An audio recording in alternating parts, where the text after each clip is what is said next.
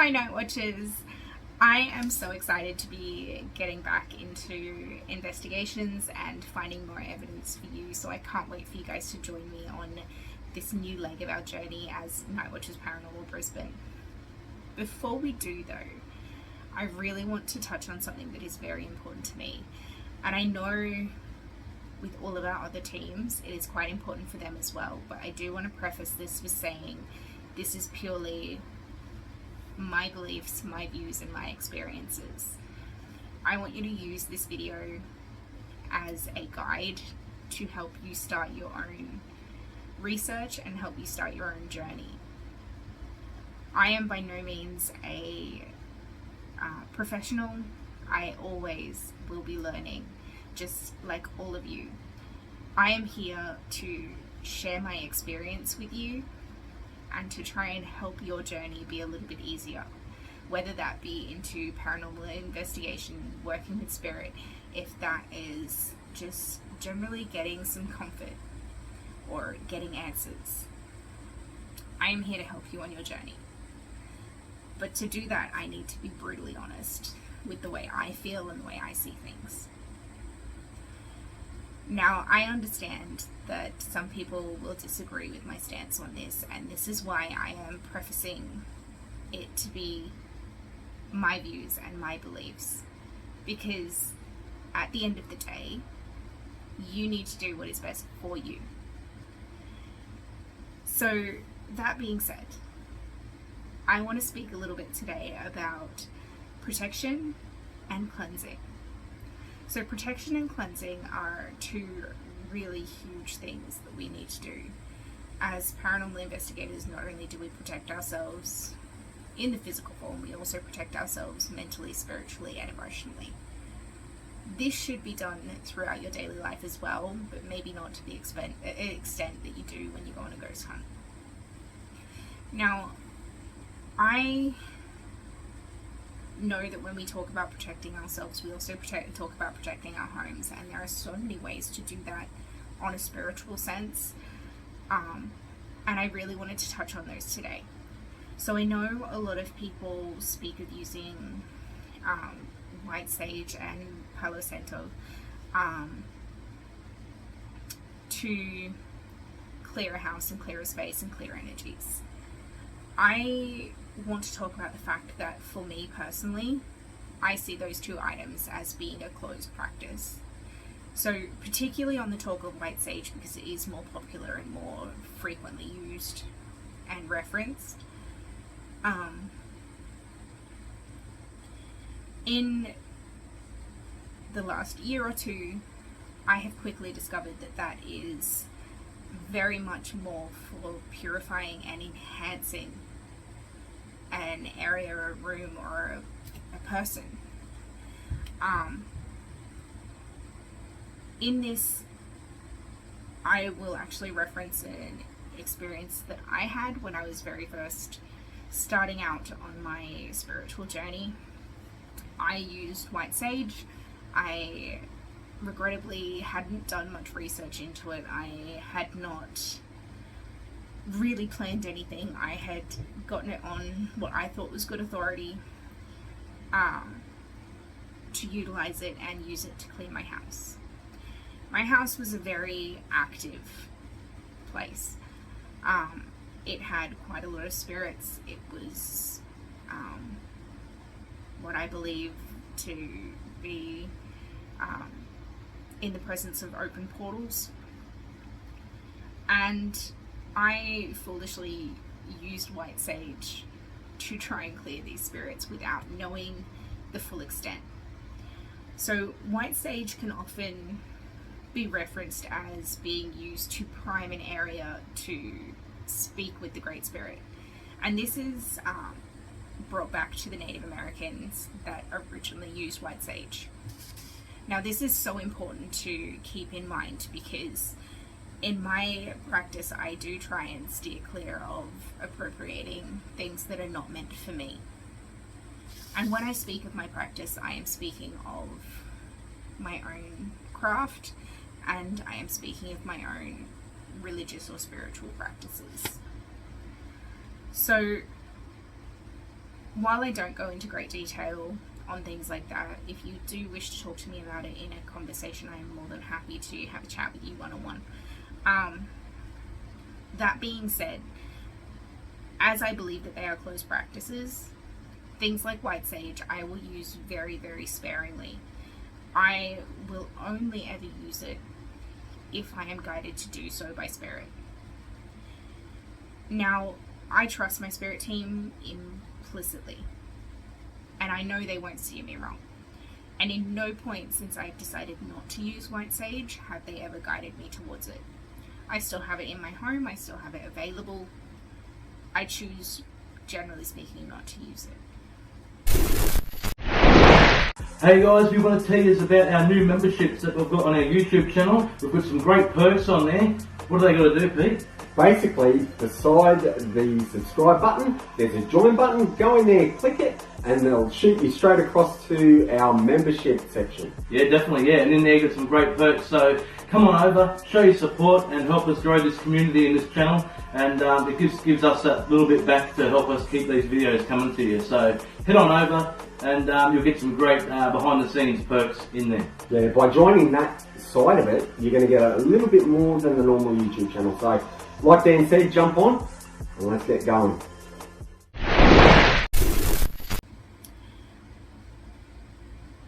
With that being said, with that rant being over, I want to touch on some things that you can do to cleanse your space that aren't necessarily using smoke. So we all know smoke cleansers using a smudge stick or using incense itself to clear a space is a really good way to do it.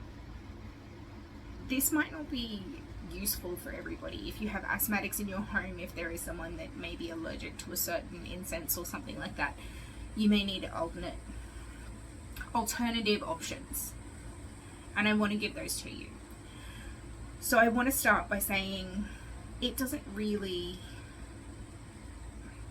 matter what you use or what you choose to use. The big thing you need to do is to make sure you set your intention. And if that intention is to remove all negative energies or entities out of a house, you need to set that intention first. Everything you use after that is an added bonus and is only going to strengthen you and your energy to push those things out. I want to, discuss the fact that you can use, obviously, your smokes. That's your incense, that's your smudge sticks, all of those sorts of things, to utilize smoke. That's a really great way of clearing the energy because it obviously represents the element of fire and air all in one go. You can also use things like salt. Salt, as I think I touched on previously in the Night Watchers group, in the Facebook group, you need to be mindful of how you're using it because it can obviously make furniture and fixtures rust. But salt can be used in a mixture with water. It can be used to protect and close off entrances and doors and windows, things like that.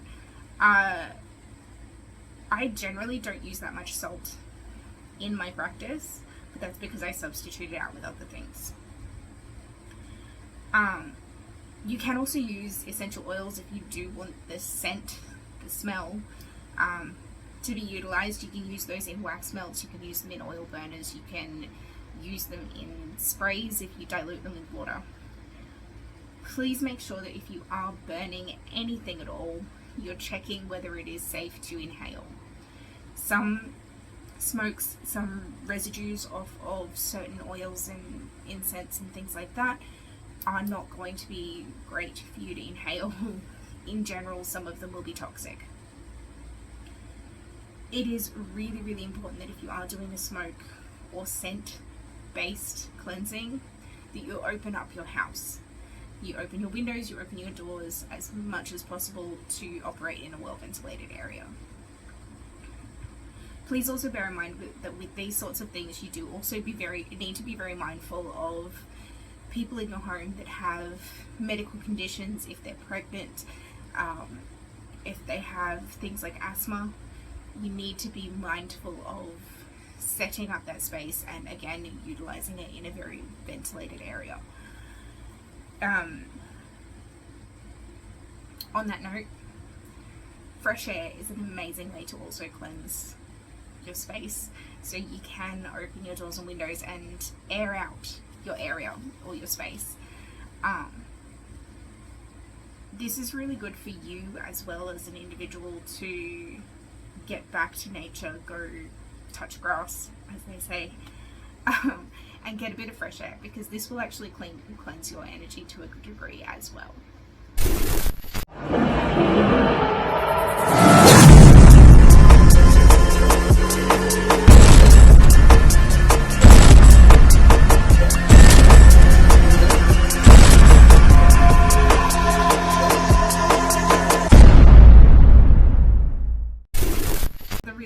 To cleanse your space is to utilize water. Some people will use moon water or sun water. Some people will anoint it with essential oils and things like that into a spray bottle. Others will use things like blessed or holy water, and it is purely up to your belief system as to what works best for you. Other cultures and other methods will also use sound. So they'll use tuning forks, they'll use the bells or tuning bowls, and they'll cleanse the energy with sound. So that's just a few different ways that you can actually use to cleanse your space and clear negative energies and entities. I personally favor things like frankincense. Now, frankincense has been used in cleansing, protection, and healing for centuries. It's been used in the Catholic and Christian churches. It's been used in Jewish practices and things as well. It's been used in Celtic and pagan practices too. Frankincense is super versatile. It can be used for so many things, but I really use it to set up a space, but I also use it to cast out negative energies and entities. Another really good one for clearing negativity is clove. Clove has some amazing healing practices, healing qualities, and clove is a really strong one. So if you do use it, please use it sparingly. You've also got things like cedar, which are amazing for clearing an external space, clearing your outdoor areas and things like that as well. You do also have ones like myrrh. Now, if you've had anything to do with the Bible ever, you will always have reference to frankincense and myrrh. Myrrh is really good for cleansing negative energies, but it's also good for clearing communication channels and things like that as well. So if you've had an argument and you need to cleanse the space and free up those communication channels and avenues to be more productive, myrrh might be the way to go. There's also lavender. Lavender is something that most households will have on hand. If you don't, it's really easily accessible.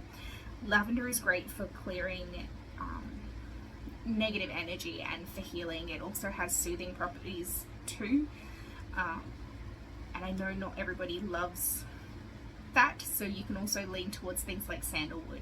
Sandalwood releases stress, it brings peace, it is very calming scent, oil, perfume to use, and you'll find it is actually used in quite a lot of mainstream oil mixes and perfumes and fragrances. And then, of course, as the Aussies will know, eucalyptus. Eucalyptus is utilized to clear the air. It has so many healing and health properties and benefits. So eucalyptus is a really good one for particularly things like clearing stagnant energy and getting a lot more motivation and vibrancy into a home or into a space. Obviously, as we use it in everyday life, we use it to do things like clear sinuses and clear up airways and things like that. It's very much that for your home as well. As I said before, I know that a lot of people will still fall back onto things like white sage and Palo Santo. I do implore you that before you do light that smudge stick or light that stick up, please have a look into the heritage. Please have a look into the way it was originally used and make sure that it is serving your purpose. I do also highly recommend looking into how the original peoples not only utilized it, but how they feel about you using it in your practice too. I am not here to discourage the use of anything. I am purely here to share my experience, as I stated at the start.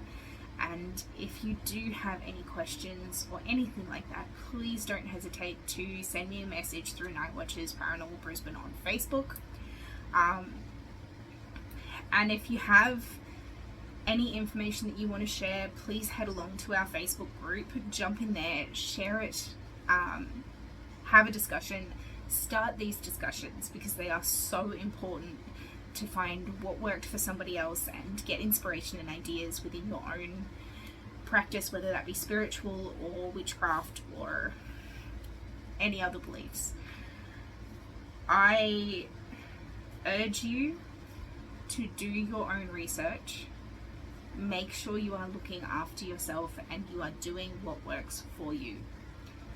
If you do have any questions, all of the guys here at Nightwatchers Paranormal are happy to give you their experiences and fill you in with as much information as they can find. We will always try and point you in the right direction.